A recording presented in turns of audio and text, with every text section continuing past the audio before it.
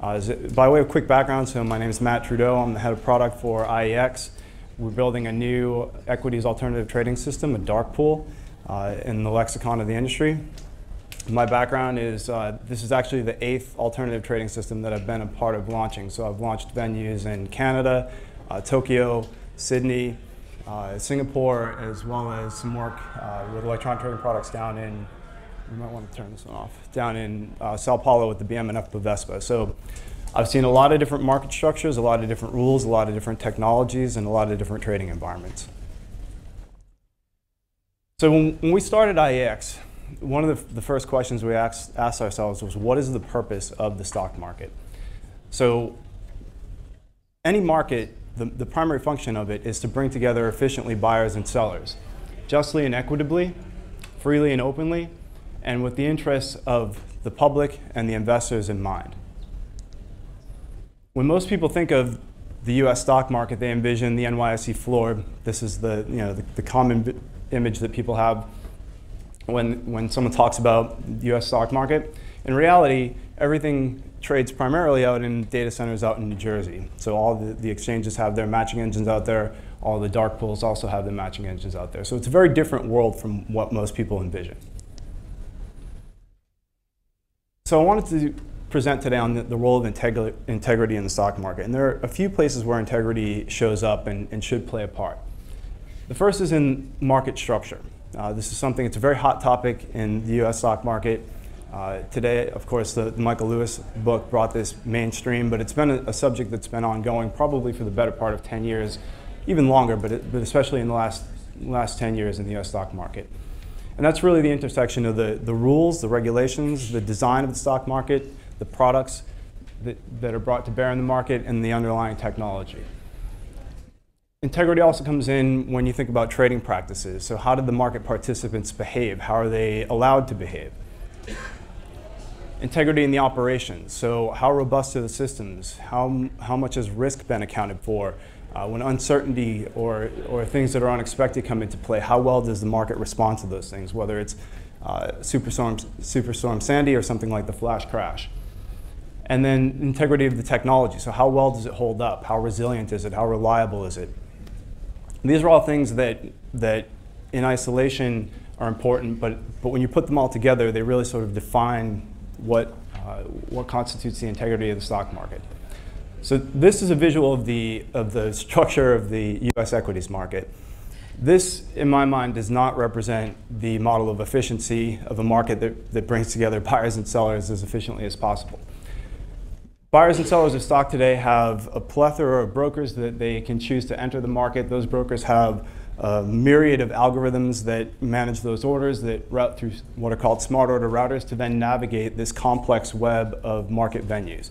So there are 11 registered stock exchanges in the US today, and then they're in the neighborhood of about 45 what are called dark pools, similar to the one that IEX operates. So all of these venues are interconnected. There's technology that stitches them all together, but you can imagine that if you're an investor and you want to buy or sell stock, navigating this environment can be mind-boggling. So when we think about how market structure impacts the integrity of the market, if you're a participant and you can't understand what happens when your order enters the market, you have no idea, then you may be less trusting of that market, and therefore you may be less willing to participate. In terms of trading practices, so now we have the marketplace, now we have a bunch of participants that are buying and selling stock in the market. How are they doing that? Well, the SEC in its 2010 concept release tried to define some of the categories of computerized trading, high-frequency trading, if you will, starting with passive market making. So there are some practices that actually add value to the market. Market making brings in price information, liquidity, it adds efficiency to the market. So generally that's a good thing, even if it's using computers and it's doing so on a very low latency basis. Arbitrage, you may see examples where you have a stock that's listed on the Toronto Stock Exchange, also someplace in the US, and because of the FX differential, the prices of essentially the same shares in the two different markets come out of line, and you have someone who's arbitraging to bring those prices back in line. They're profiting from doing that, but they're also bringing in efficiency to the market. Where it starts to get a little more questionable is directional trading. So you're anticipating that there's a large buyer or seller in the market, and institutions coming in to move a large position, and you're trying to get out ahead of them and trade stock ahead of them to take advantage of that, which often results in that institution receiving an inferior execution price.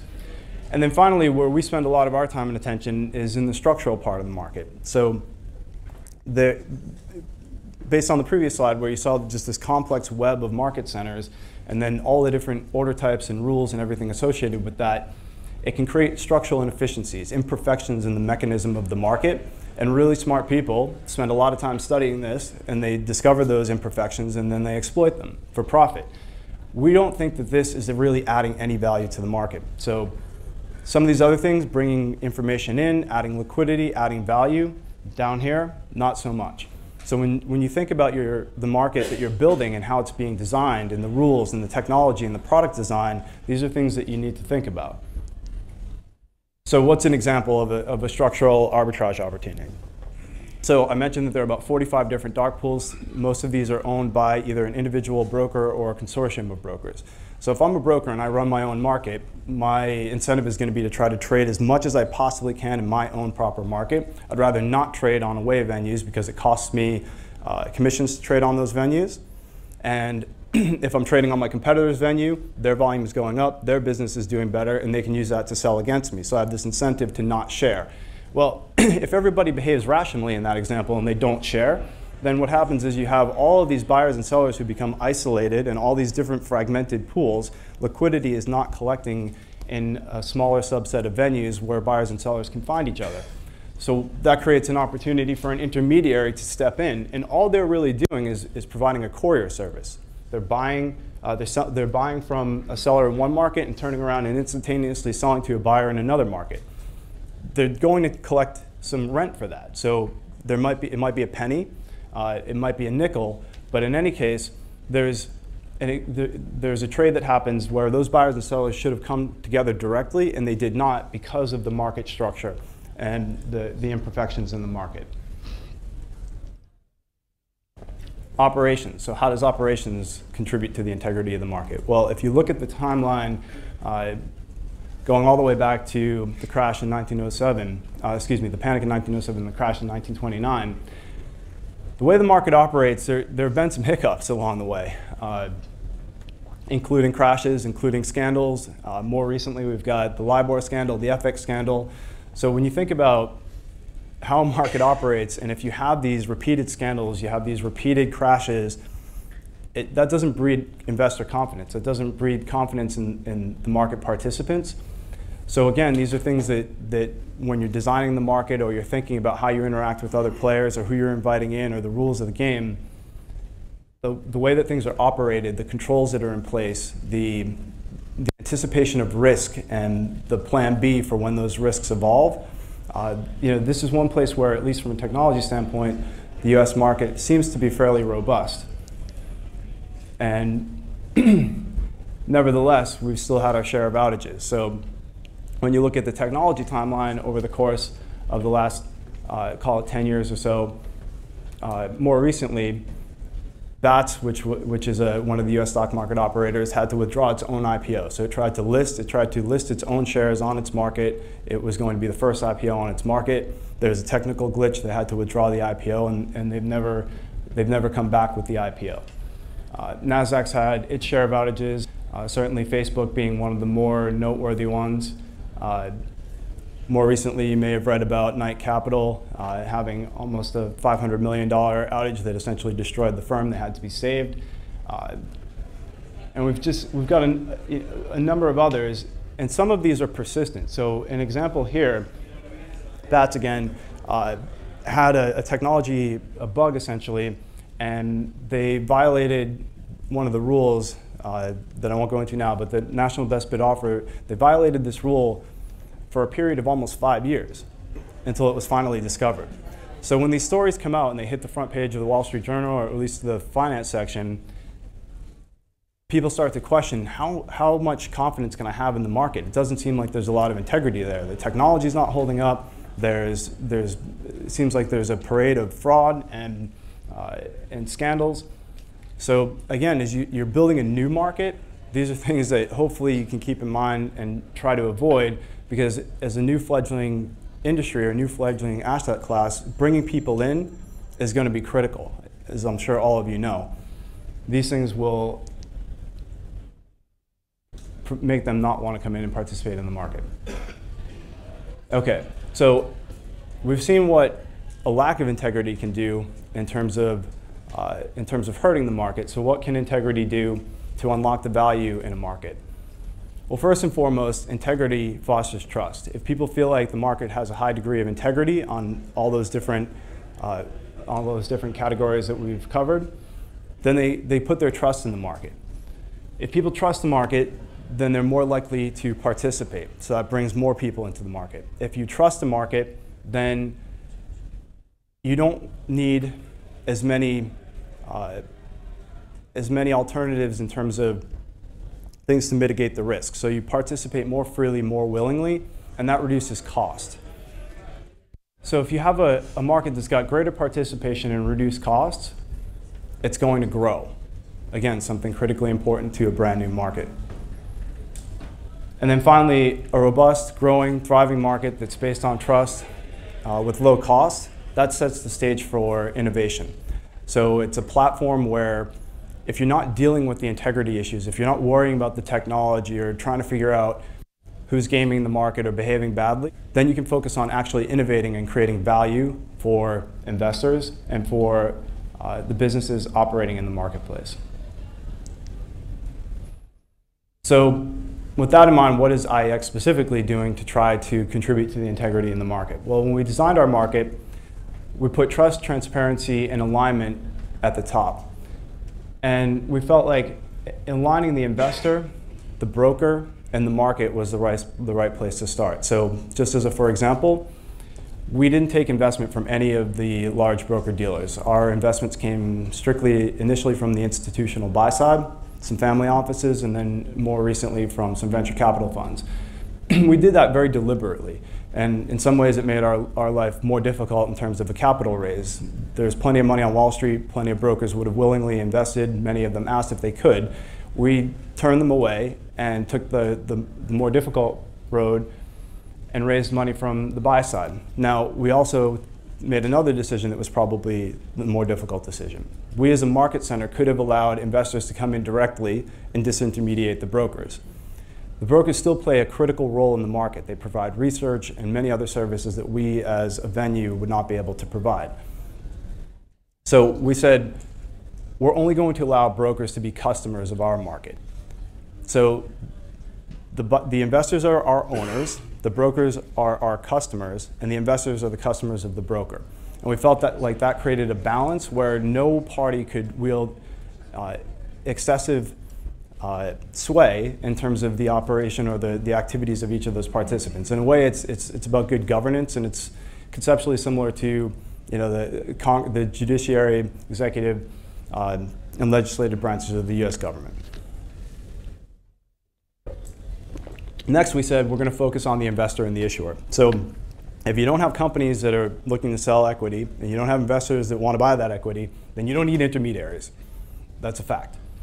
So when we designed the market, we said we're going to focus on the investor. The intermediaries come second. Their participation is a byproduct of the investor and issuer market. We sought to minimize structural inefficiencies. So we looked at how we could use technology, pricing, again, ownership model, and market design to address some of those structural inefficiencies from the earlier slide, where we could help with the fragmentation, where we could help with some of the complexities of navigating that market. So we focused a lot there. And then finally, we've made an investment in a robust and reliable system. So while today we operate as a dark pool and alternative trading system that has less obligations as it relates to our systems in terms of, for example, disaster recovery and things like that, we always wanted to become an exchange, and we are actually in the process of filing to become an exchange. And so from the outset, we built our system with the expectation that we were going to have to look, act, operate, and behave like an exchange, and we would need to have the kind of infrastructure that an exchange would have. So these are things that we thought about even before we laid the first line of code or before we launched our market.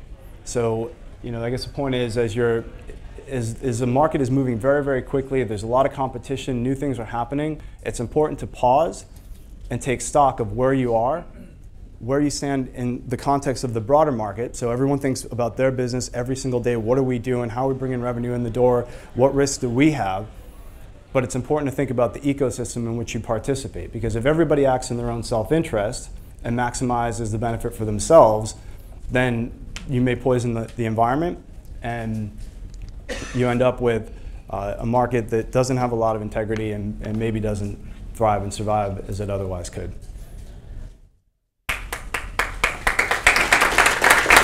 Scott. Matt, yeah, the solution, and I love the way you put the solution was to treat them all equally with the vendors or broker. I say vendors myself, but broker dealers. But what's the role of the reviews? Because one of my ideas, at least, is the Amazon model or the Angie's List model, which is where the crowd becomes the vetting tool because of it's got so many. It's hard to manipulate. And because it's got all the feedback of the verified users. What do you think of that, and how does that apply? That's an excellent question. And one of the things that we spent a lot of our time talking about recently is transparency. So we are not big advocates of a lot of regulatory change. In fact, we're asking for none. We launched our market within the current rule set, and we didn't ask for any exceptions or any changes to that rule set. We just looked at the 45 or so dark pools that started before us and said, they all did the same thing. We can do something slightly different within the same rule set. One of the challenges is, to get to the heart of your question, how do you create an environment where you can actually assess and rate and provide an opinion? And one of the ways you can do that is by providing access to data. One of the, I think, most significant challenges that our industry, US equities in particular, faces today is a lack of transparency, mainly because of confidentiality agreements and just inability to access data. So when you look at, for example, there are plenty of academics who love to study the US stock market. They struggle to get access to a high fidelity, uniform data set that they could actually look at with any attribution to understand how the different players are acting, so that they could actually render an opinion. There are other interesting conflicts. So, for example, if I'm an institutional investor and I need to use a broker for example, access to corporations, I may tread delicately. I don't necessarily want to call them out for the bad behavior because I may run the risk of damaging some other part of the relationship. So it's a tenuous balance. So to address this, because we understand that it is a tenuous balance, what we advocate for is the transparency. So let independent third parties who don't have any horse in the race look at the data, run the analysis, and render an opinion that then can be used by the market more broadly to understand how different players are acting.